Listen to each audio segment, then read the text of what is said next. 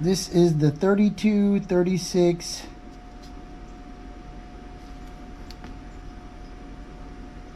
DFAV. I think that's what I say. It's kind of dirty, but there's a strange popping noise coming from in there I don't like. And so when I pulled it off,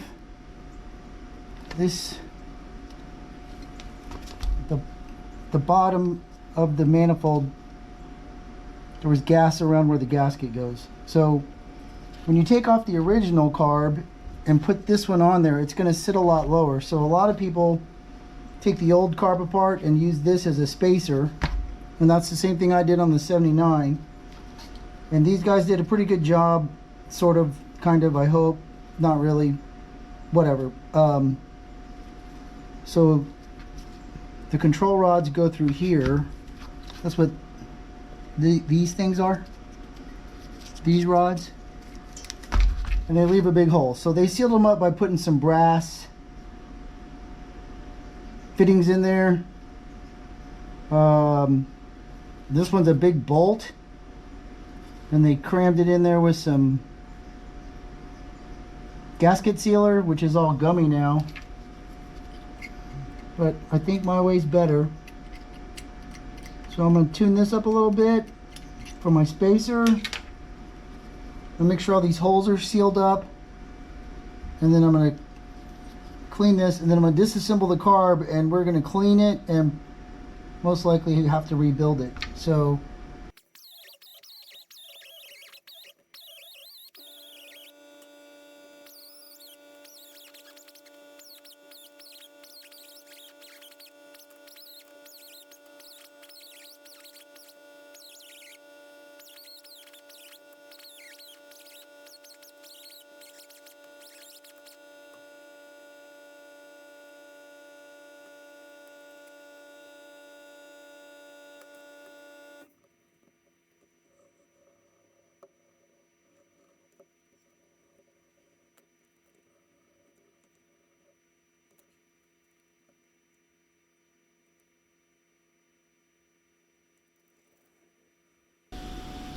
this thing is just a spacer now, just to raise the carb up so it's easier to get the throttle linkage and everything on there.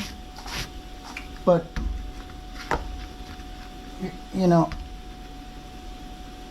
looks like they did a good job. I'm not taking those out, but what I'm going to do is you go and get some of this epoxy,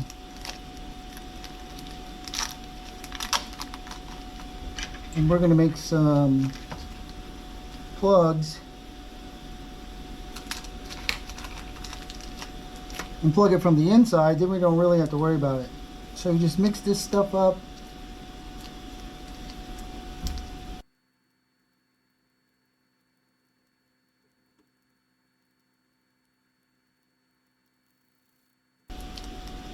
And then we're going to take off a chunk and shove it in the hole. They drilled it. Looks like they threaded it a little bit. I don't know.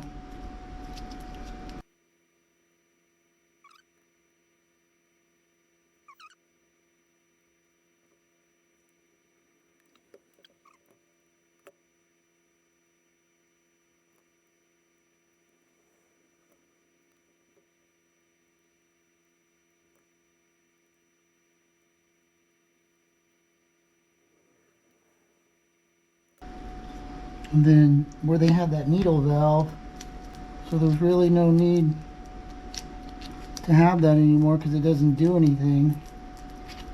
So we're going to roll this up and shove it in here and fill that hole. Now we're sealed from the inside, right? And then everything else, all of these other little passageways, it's okay to have those because the gasket's going to seal all that off. So we're going to set this over to the side, let this stuff dry, and then now we can take the carburetor apart. So we're going to start from the top and work our way down. what you want to try to do is, I mean, if you haven't done this, keep the screws in order.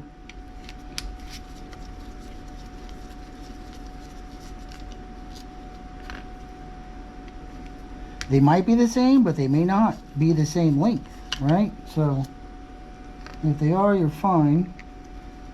If they aren't, you're not.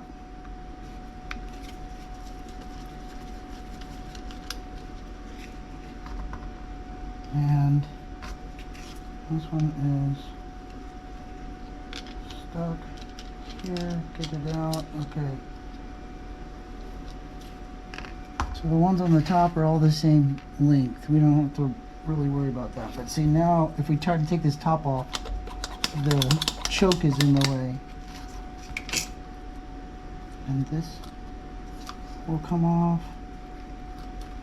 You set it to the side, and then this is your adjuster for your choke. So this thing moves this thing. So remember on the old video, you set this on here, and then we twisted it.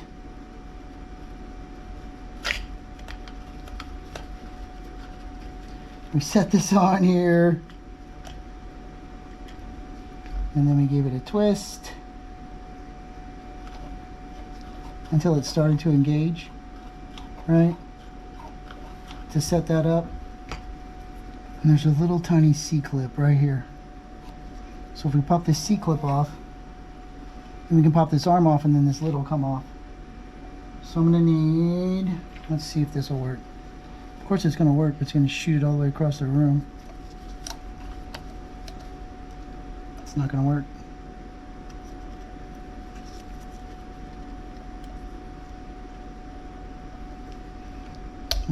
Yeah, it did.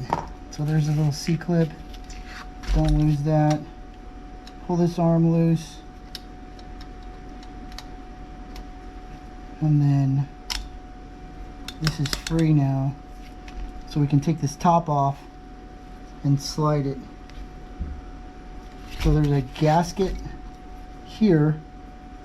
We have all the bolts out. And then this lid's gonna pop off. Sort of.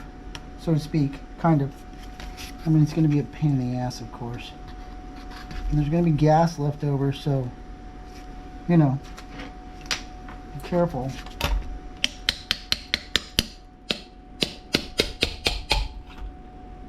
There we go.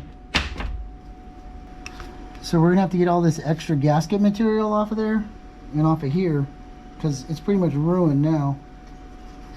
Just a little bit of schmutz in the base of that carb.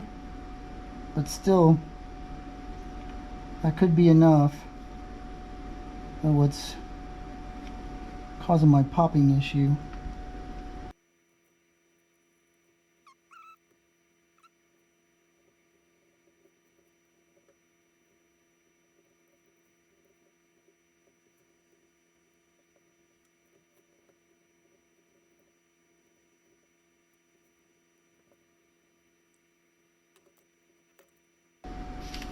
You see this orange? So this is filled up with old gas. And that's old gas right there.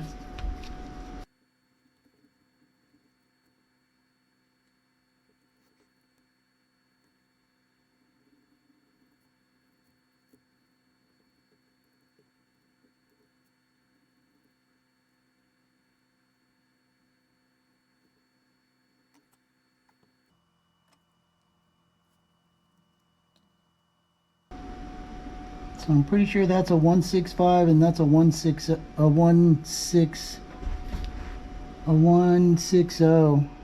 is what it, or maybe a 155.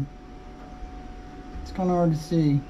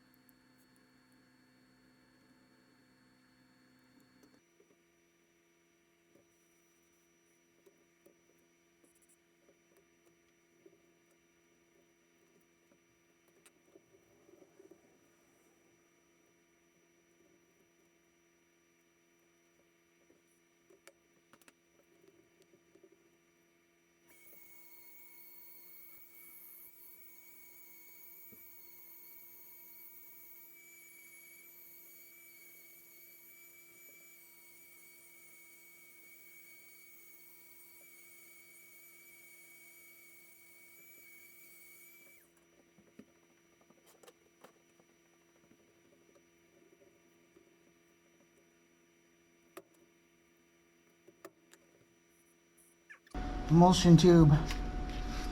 Emulsion tube.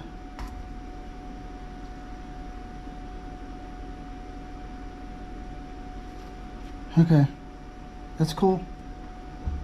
So emulsion tube. Maybe we can get this one out.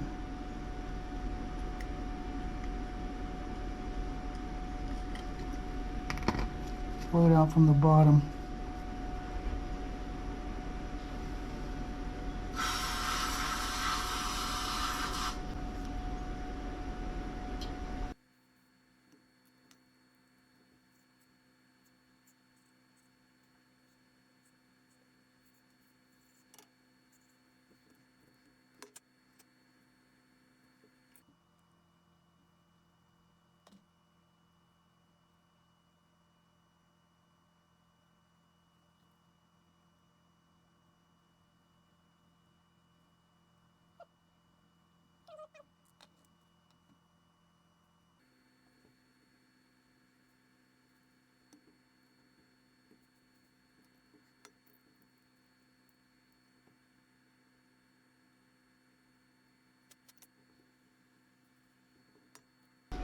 I like to blow everything out, punch it out with a cleaning tool, and then put it to the side. That way I know I've already done it.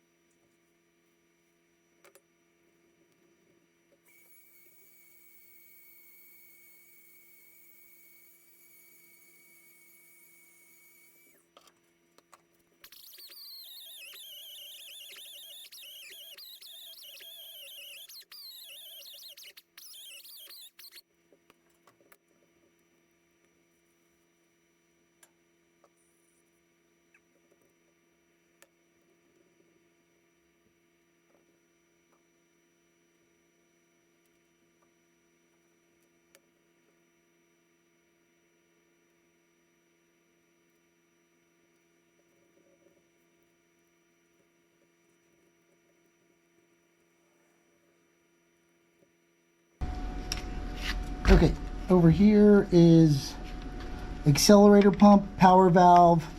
There's a spring in here.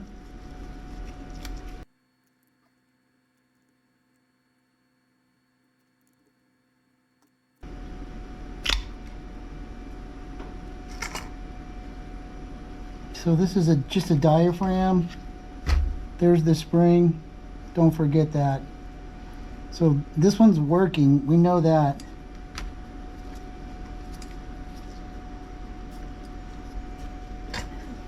Because I've seen fuel spit out.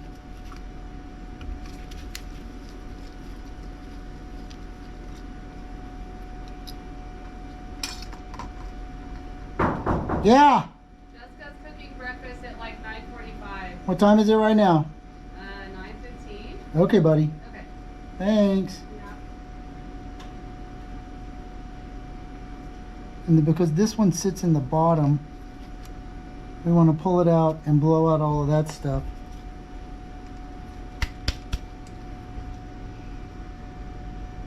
Because that's where the power valve blows.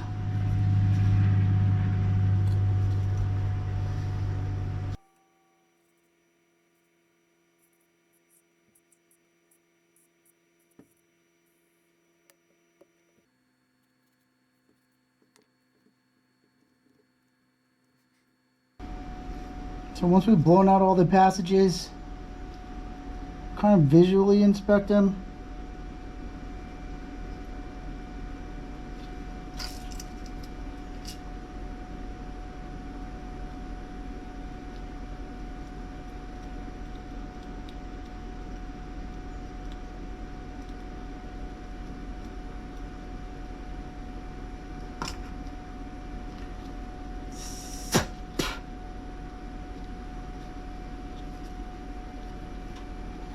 And then I just start putting everything back together.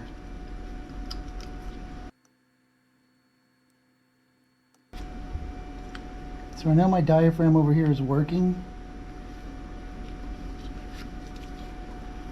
So what we do on this piece is we put the spring in. Oh shit. I'm going to put this on, and this goes underneath. Right like that.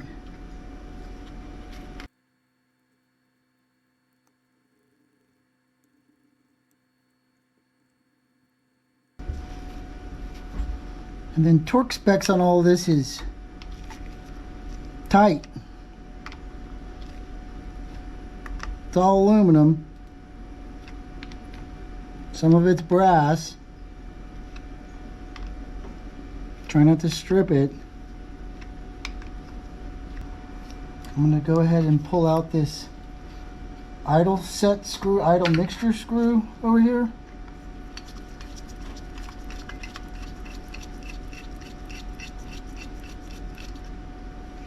Because it looks pretty good, but I still want to, no, even that looks pretty good.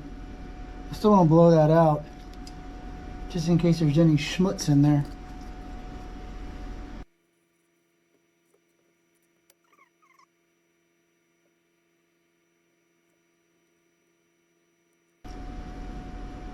About a turn and a half is a good place to start.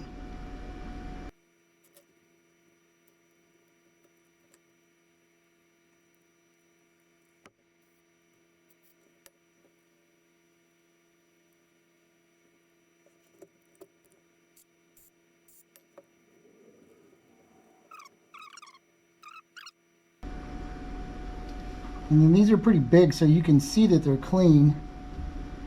And start them by hand.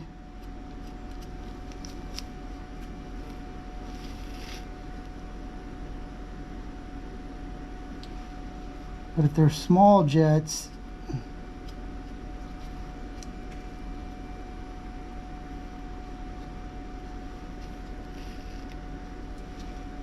you're going to want to run one of these cleaners through there.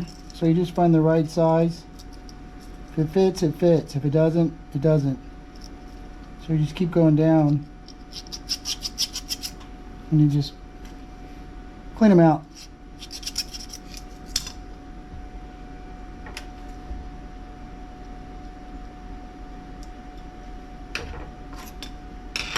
That's not it.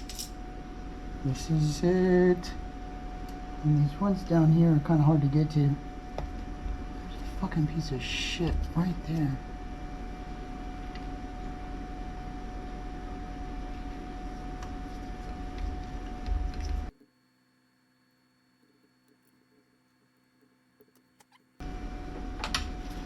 And then we want to run these down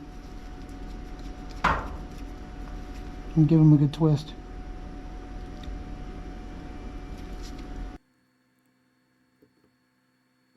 And then our accelerator valve,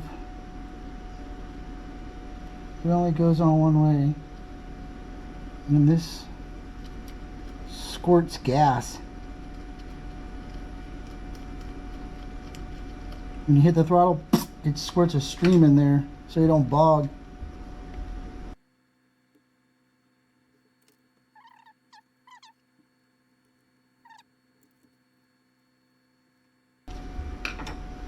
Okay, that takes care of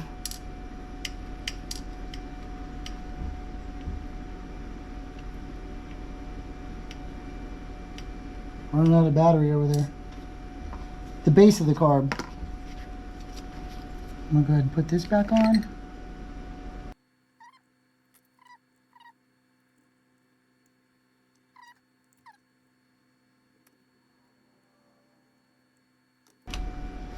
So all we have left on this is the top. Don't lose your little C-clip. It might come in a rebuild kit, but really all we need the rebuild kit for is this top gasket. So over here are the floats. This is what turns the gas off. So gas comes in here, drains through this hole, when that chamber fills up, these things rise up and close it. That's all they do. So we want to get them out of the way.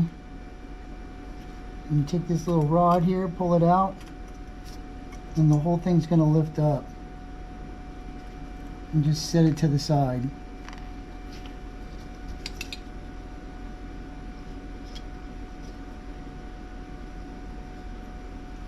And then really, all we need to do on this top is we're going to clean off this surface area and spray all these holes out here, and we should be pretty close to done cleaning this thing.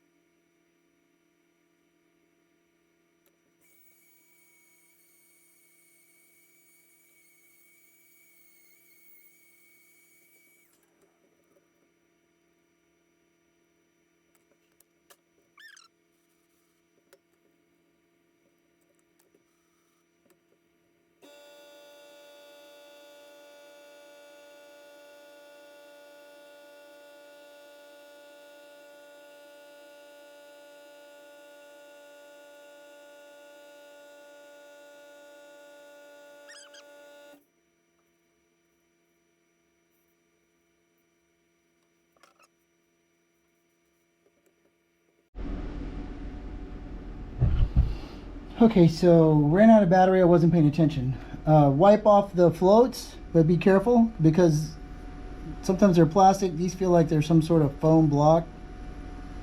And then I got the top all cleaned off the way I like it. Then I just set it back on here. You can take all of this, really. All the little pieces, throw them inside like that. And then just set this back on top. And when we get our gaskets, then we'll put it back together. I don't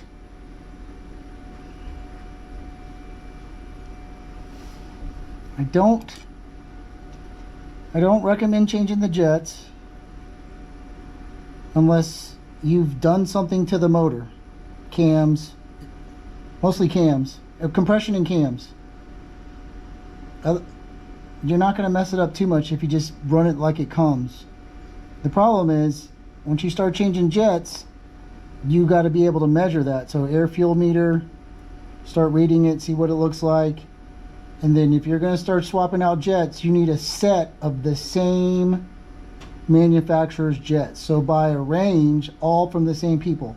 Don't buy a 150 from this guy and a 160 from this guy because they may not match up. Okay, so one set of jets from a 120 all the way up to a 200, just buy all of them from the same guy, same manufacturer. Then they should all be the same measurement wise. But there's only two. These are the only two you need to change. But for now, we're going to leave them in there. So I gotta wait for the kit to get here, then we can put that back together, we can throw it back on the car, we can get it fired up, get it tuned up a little bit better. See if we can get rid of our popping noise. And then next on the list is all that. So we'll keep this video stashed in the queue until I get the rest of the kit back, then we'll put it back together and then go from there. That is all the crap that came off the car. Some of it I replaced. Some of it is just crap. So, hold on, there's grass. I was working in the yard like an animal. Your carburetor model number is, right? So this one says 3236. I thought it was DGAV, but it turns out it's DFAV. And a DGAV gasket will not fit this carb.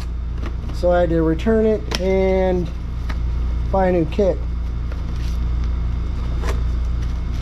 So let's just verify that we're going to be able to keep going. Yes, we are. We're in business. Okay.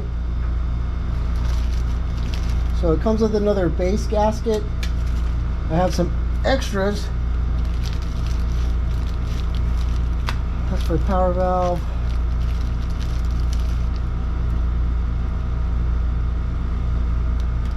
I don't know if we're going to need that.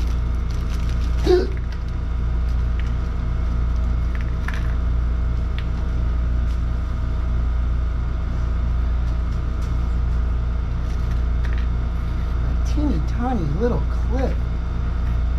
Some teeny tiny little rubber things.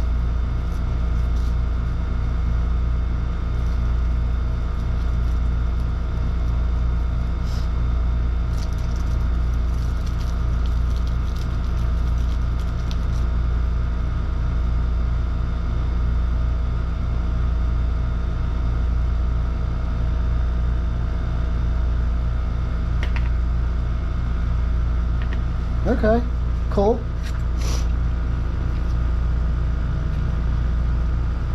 So this one has more holes. So maybe it flows better. I don't know. That one has 2 big holes. And it says 200, and this one says 200. Don't fuck with that.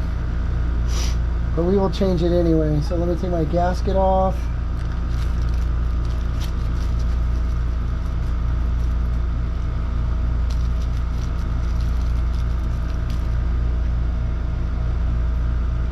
This is old.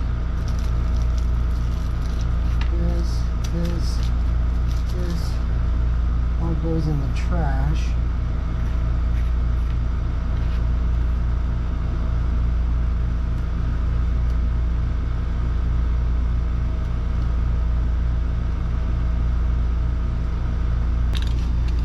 First, we're going to take out this.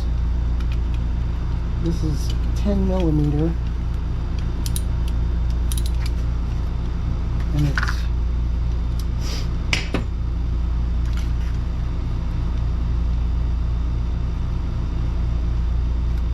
very small. Put it over there. And we're going to put this one in. I'm sorry I have the sniffles. Ragweed's kicking my ass.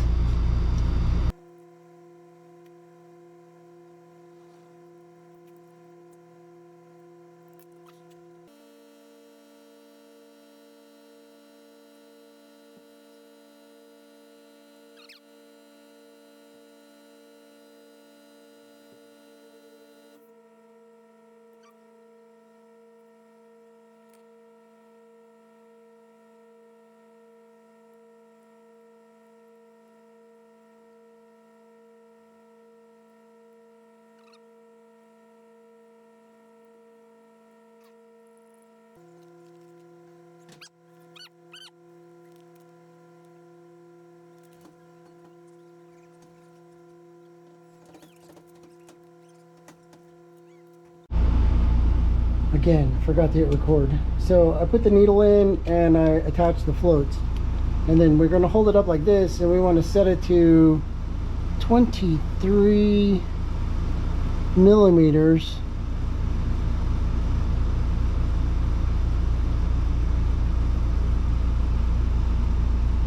To the top of the float travel.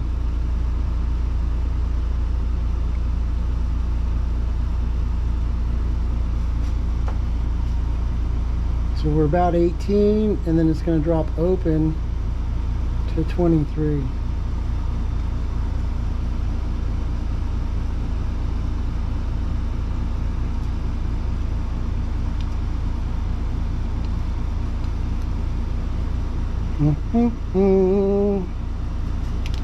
Let me double check. Yeah. Okay, we're good. So if that's good,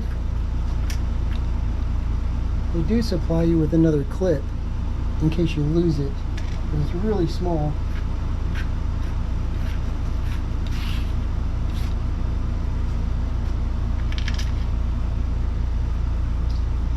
That's all old shit. So now we can put our gasket on.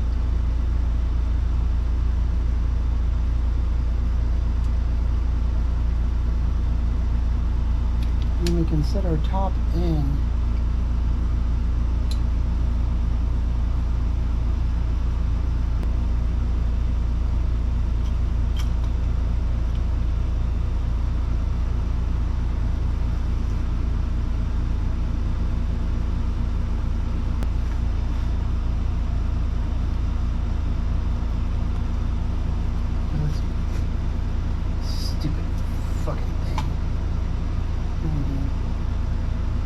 Okay, so now we have to reattach our choke mechanism.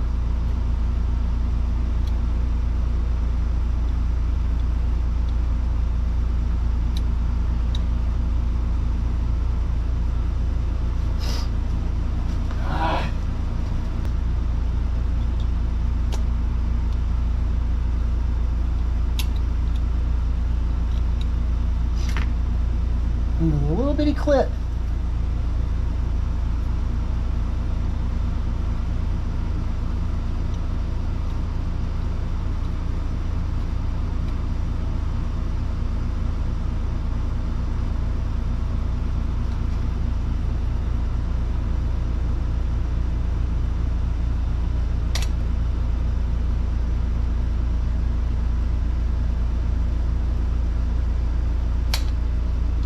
Got it. Okay. So this is where we adjust our choke, see?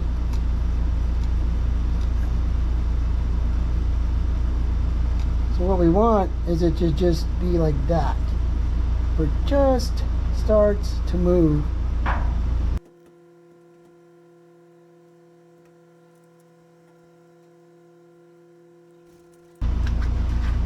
And then we can put all of our screws in.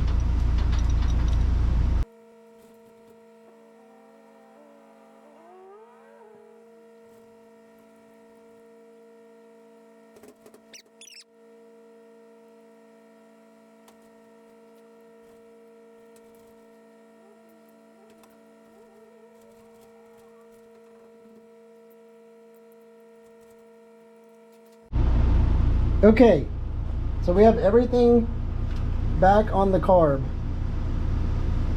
And what I want to do is just go around and make sure everything's tight. Again. So this is your idle screw, this is your mixture screw. This is for your static idle, okay? So this is usually about 1.5 turns out, so I already got it turned out 1.5. You can make micro adjustments after there. There's an adjustment over here.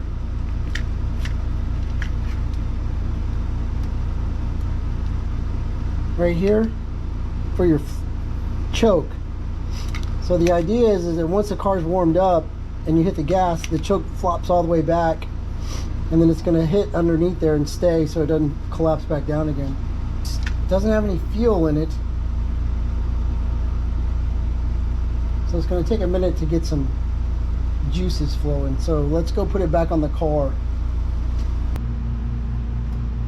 So like I said before, this was a base that they made to a carb riser, basically. I made the same thing, but I went through theirs and redid it. You watch that.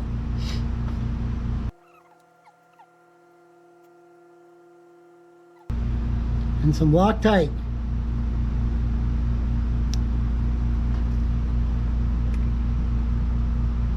things will back off.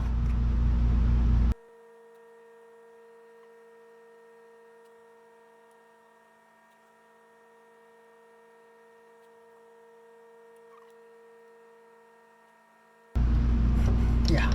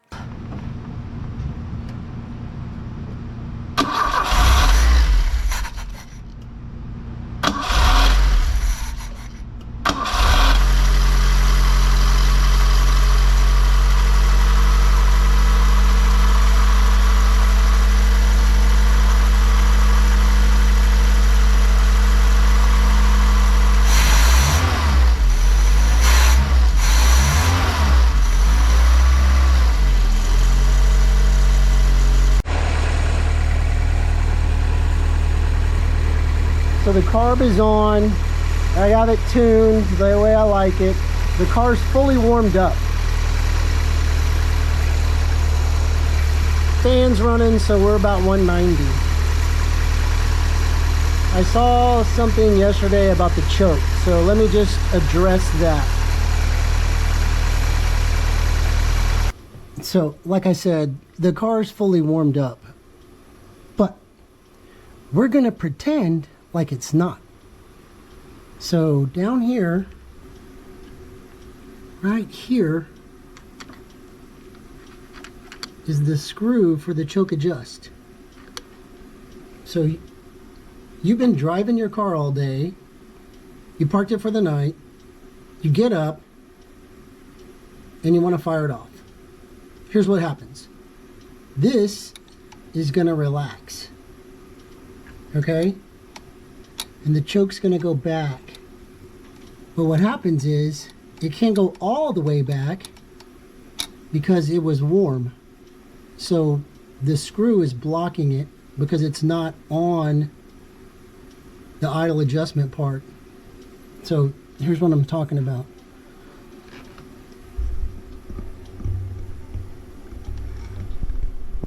Look right in here, okay? So if I blip the throttle and relax this, I can close the choke. See? See where it's resting on that piece now? So now it's in the high idle position. So what happens is, if you went driving, watch it now, and the car's hot, it's gonna go past that and stay on the warm spot, basically. So what you need to do is, when you get in the car and it's cold, blip the throttle and this whole thing will fall back to where it's in choke position. It'll put you on your high idle spot. And then after it's warmed up, you just, when you kick the throttle a little bit, it falls down and it's no longer on that high idle spot.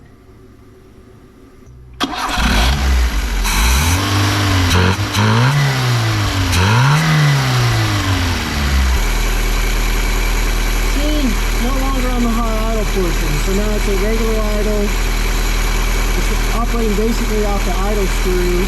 And then when you give it the gas, then the butterflies kick in.